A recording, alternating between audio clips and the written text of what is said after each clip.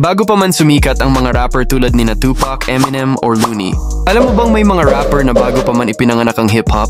Tara alamin natin kung sino nga ba ang unang rapper sa kasaysayan ng mundo. The Ancient Roots. Bago pa man ang Bronx at turntables, nagsimula ang rap sa Africa. May mga tinatawag na griots, mga simakata at mananalaysay, na ginagamit ang ritmo at tula para ikwento ang kasaysayan ng kanilang lahi. Sila ang unang MC o MC ng mundo. Nagsasalita sa beat, naglalahad ng kwento at nagbibigay inspirasyon. Jamaican toasting.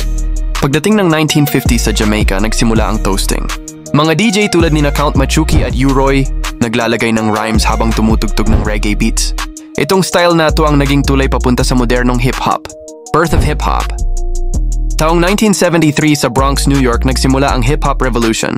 Si DJ Kool Herc ang nagpatugtog ng breakbeats at ang kaibigan niyang si Coke La Rock ang unang MC na nagsalita sa mic. Simple lang ang lines niya, pero siya ang kauna-unahang modern rapper sa kasaysayan ng hip-hop.